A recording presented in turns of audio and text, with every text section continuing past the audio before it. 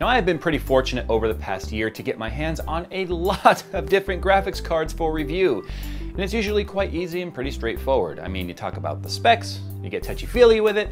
Of course, you talk about its appearance. Does it have a backplate? EVGA, I'm looking at you.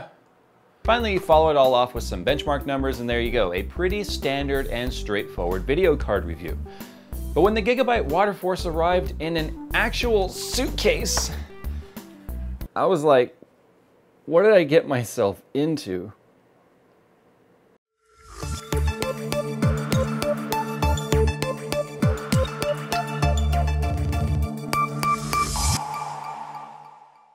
With the new Silencio Performance Optimized fans, the Cooler Master Neptune 240M delivers the perfect balance of noise and performance. Click the link in the description to find out more. I'll be honest, I really didn't know where to start. In fact, when I was approached by GIGABYTE, I didn't even realize that this thing was real. I mean, I've heard that, there were rumors about it and there's some photos. I really didn't know anything about it at all. Now, the packaging really does look like it came straight from the luggage store, because that's what it is. A piece of freaking luggage. But the guts are nice and padded with soft foam, enough soft foam to actually make Linus blush, and it's going to keep things nice and secure during shipping, so I wouldn't be too concerned about damage from the good old folks over at UPS and FedEx. Now, the components inside are also being nicely secured with some nylon straps, so things aren't going to be bouncing around during shipping, so I feel they're pretty well protected, so that's good. The only downside is that mine came with a lot of scratching on the case, but that's probably due to the fact that this is a review unit and is not actually a retail sample, at least I think. Now, installing this thing will take some preparation, so I highly recommend reading the instructions maybe even a few times prior to trying to install this behemoth. Now, I'm not going to spend any time on how to install this thing because GIGABYTE has already prepared an installation video, which you guys can take a look at for more information. But one thing worth noting is that there is a specific order to how this thing is installed. So if you're like me and you like to toss away the instructions, you might want to go and get those things out of the trash. I'm just saying. Now, looking at the graphics cards, yeah, I said cards. There are 3 GTX 980s in this kit. I was a little surprised by the lack of backplates. Now, this is a bit disappointing, especially since earlier in the year I gave GIGABYTE high praise for including backplates on all of their GTX 970 and 980 WindForce cards. So I don't understand why the sudden removal of the backplate, and to me it just seems like a step in the wrong direction. A little bit more like towards EVGA. Now, I thought it might have been due to the card clearance, but there's plenty of room for backplates, so I don't know.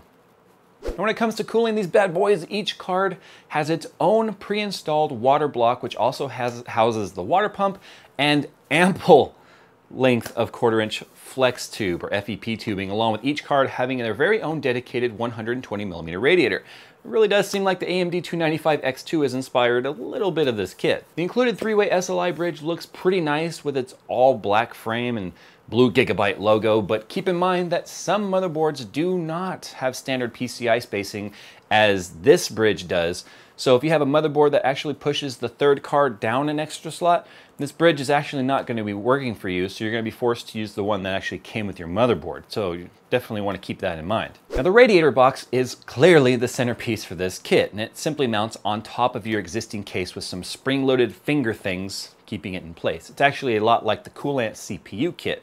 Now, it also features a swing-away door for easy radiator and fan access, and it also features soft rubber feet to keep them from damaging your desk or your PC. You could technically leave this separate on your desk if you wanted, or maybe if you had a case that didn't support a top rounded or mounted box thing like this, or if you're using an open air test bench. Now, it does feature an all metal design, so there won't be any risk of damaging the components inside.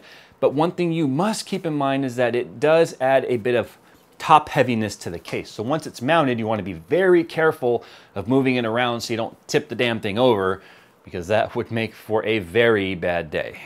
Now, the radiators simply snap into place without the need for tools, but like I've said a few times now, there are specific spots where each radiator must be installed. So please set aside your pride and consult the manual. I promise, guys, it'll only sting for a little while, and it's not like I'm asking you guys to go ask for directions, right? Right? The front of the rad box also has an integrated fan and pump controller where you can monitor things like GPU temperature or control the fans or a target temp or even the pump speed, and it all communicates through a USB header on the motherboard. For this function to work, you have to make sure you have at least one USB header available in your system, but not only does this serve as kind of a control center, but it also has a door that swings open to allow easy access to the stuff inside. Now remember, you still have to route the tubes and cables into the case somehow, and that is actually managed through a 5 1/4 expansion bay in this little like slide-in thingy. The last thing worth mentioning before we install this beast is the GPU support bar, which is included and offers an extra support to keep the cards from sagging. I don't know if this is something I would actually use because the cards really aren't that heavy, but I kind of feel like it looks a little tacky, and I mean, being brutally honest, it looks terrible. But if you're a function over form kind of person, then you could install this on your GPUs to support some extra weight and give yourself a little extra peace of mind, knowing you're not going to damage your motherboard PCI Express slots. Now, I do have plenty to say about this kit regarding its looks and whatnot, but I'll save that for the conclusion of this review. So really, the only logical thing left to do right now is to get this bad boy installed and load up those benchmarks. Transition time. Transition.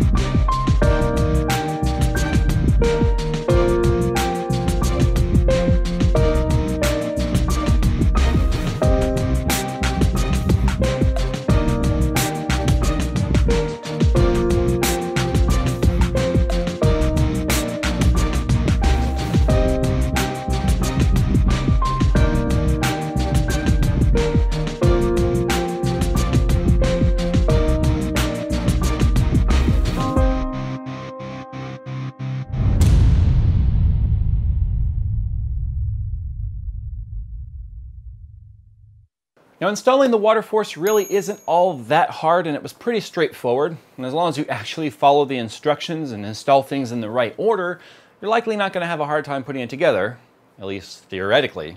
Some things kind of are really picky. Now for this build, I used my Fractal Design Arc XL, and I decided to use this case instead of my Case Labs test bench because I wanted to use something that would more closely resemble what the average consumer would be using.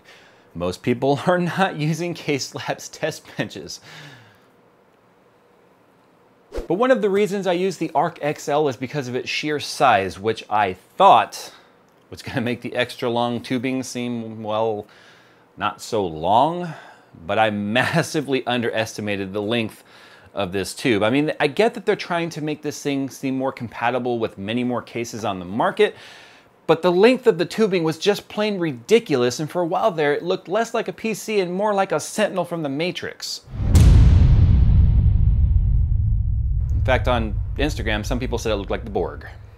Anyway, the only thing I could really do to make the tubing more manageable was to basically just tuck it away back here where the hard drives would normally go, and I wasn't able to achieve anything even remotely close to what they show in the manual, which has these really nice, crisp 90-degree bends, which make everything look super tidy.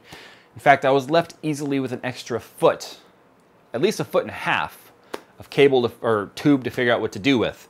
So, GG. Now, one thing I initially thought was going to be a nice bonus touch to this kit were these kind of like comb things that clip over the FEP tubes, which is theoretically supposed to help them stay nice and orderly. But after trying to bend those excess tubes out of the way, I quickly learned that anytime any sort of force is actually placed against those clips, they just popped off and went flying all around the case. So really, they turned out to be useless, and I just stopped trying to even use them altogether. So after finally getting everything installed, I managed to halfway organize the tubes. I'm going to keep harping on these tubes because they are ridiculously too long. But I decided to give that fancy GPU jack thing a test run, and I quickly realized that with my all-in-one cooler up top, I was not able to move the post closer to the middle of the back of the cards as it recommends in the manual, so I instead had to install it more to the side at kind of a 45-degree angle, which puts the weight at the end of those little finger things that's holding it up. And in turn, those are now sagging because of the weight leverage being at the end of these plastic fingers. Now, it wouldn't have really been an issue if they had been made of metal, so I'm not going to really bother using that thing at all. I mean, not to mention, once the hydraulic post is fully extended, it doesn't really put a lot of pressure on the top or the bottom of the case, and I can simply move it around with very little force. Now, perhaps that's due to the fact that the Arc XL is really tall, but once again, the length of the tubing tells me that they anticipated the cases being used for this kit were going to be huge, so really it's too small for a big case. Now, I give Gigabyte an A for effort. That's about it. Now, the radiator box also features a digital fan controller for managing fan speeds and even target temperatures, which you can set to let the controller do what it needs to do to reach those target temperatures. And it'll automatically speed up and slow down the fans based on the settings. Now, there's also a manual mode where you can manually set the pumps and fan speeds. And speaking of fan speeds, these will actually go all the way up to 3,250 RPM. Now, what's funny about that is the actual max fan speed setting on the controller is 3,000. So I guess we're getting a little bit extra for the money when it comes to the fan controller. Now, unfortunately, the fan controller does look a little bit antiquated with a very basic LCD screen and lack of touch display. Given the price of this unit, I would have hoped for something a little bit more elegant when it comes to user interface. Now, lastly, the Radbox fan controller will not work unless the USB header is plugged into the motherboard. Now, I get why I can't control the pumps when it's not plugged in, because the pumps are actually getting their power from the GPU fan header. They're not actually plugged into the controller. But why can I not control the fans without the USB plugged in? The fans are actually plugged into the controller itself, which has its own power, so this makes no sense to me. In fact, if you don't have the fan controller plugged into the USB slot on the motherboard, you're giving nothing more than a flashing prompt telling you to plug it into the motherboard. And all the controls are locked until you do that.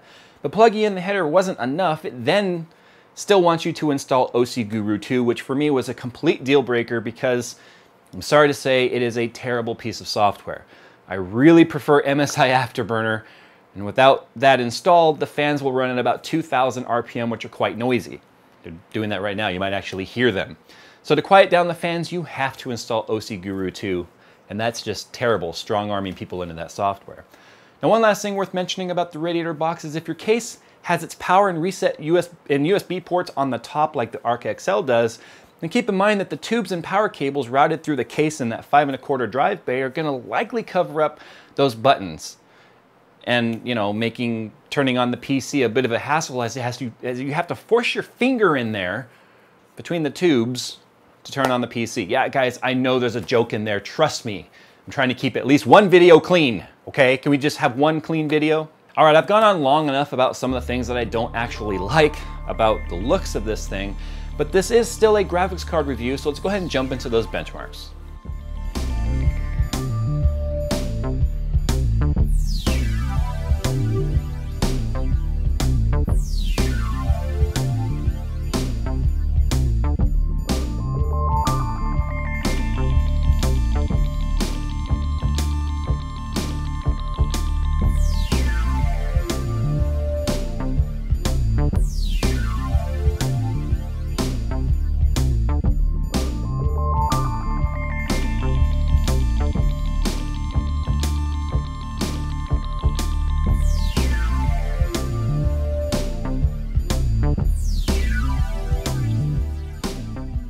Now, I know most people are not using X99 based systems, especially for gaming, so I decided to build out my 4790K for this one.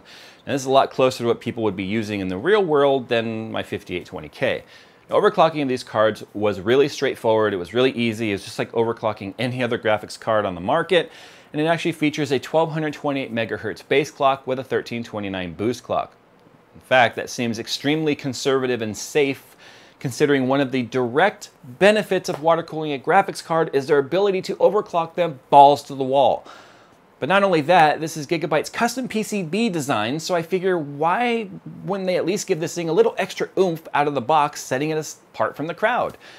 Anyway, after overclocking them, I managed to a respectable 1530 megahertz. It's not exactly pack leading when it comes to overclocking, but still a 200 megahertz bump over the boost clock is really not that bad at all. Now, Gigabyte recommends a 1200 watt power supply unit for this thing, but I managed to get by with even my Rosewill 1000 watt Tachyon Platinum power supply unit. Now, given the efficiency of the GPUs, I really wasn't too worried about not having enough power.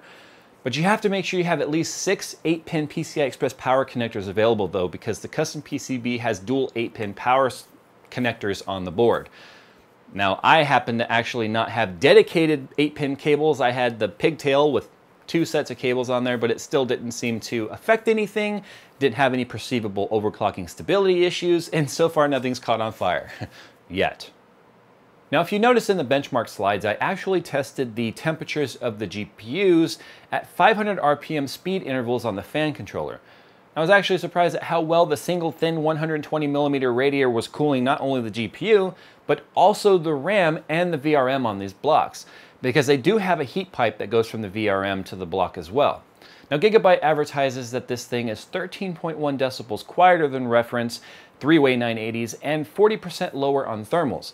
Now, I have no way to actually measure the decibels, but I will say that the cooling performance is actually very, very good. In fact, with the fans running at only 1000 RPM, which was actually quieter than the case fans in this Arc XL, the cards never exceeded 50 degrees Celsius, even when playing Battlefield 4 at 4K for over a half hour. And that's actually quite impressive. Now, if you bump the speeds up to a more reasonable 1500 RPM, then the temps drop down into the 40s, and the noise is still not an issue. In fact, that's how Skunkworks is in the 40s. Okay, it's conclusion time. And I have to say that I have spent a lot of time pondering how to end this one, and so far it sounds an awful lot like I'm nitpicking this thing to death. But allow me to explain why. This thing costs $3,000. Basically, I reviewed this unit as I would expect anyone to, as if they had spent $3,000 on this thing, and how would you feel about it? Now, even though the performance is really, really good, and it's on par with standalone 3-way SLI 980s, I just don't really know how much sense it makes. I mean, yeah, it performs really well, but not better than other 3-way setups, but I still can't get past the overall ugly appearance of this thing. Now, I have to assume that Gigabyte has done market research on this, and I should assume that that research told them that someone was interested in buying this thing. I'm still just not sure who that is. Now, I've tried to look at this objectively by putting myself in the shoes and position of someone who may not be comfortable with buying their own graphics cards, tearing them apart, and water cooling their GPUs themselves and building a custom water cooling loop. But believe it or not, the 3-way 980 setup in Skunkworks is featuring custom loop with 3 EK water blocks, EK backplate, cylinder res, custom bent acrylic tube, the cost of rigid tube fittings, custom sleeve power cables, adjustable speed D5 pump with high flow top, nano fluid, and still came in at $400 less than this thing costs. And compared to the aesthetics, the custom loop looks fantastic. And you can't say that you can't water cool WindForce cards because EK now makes 970 and 980 WindForce blocks. Now, the other thing I'm curious about is why they chose a 3-way config.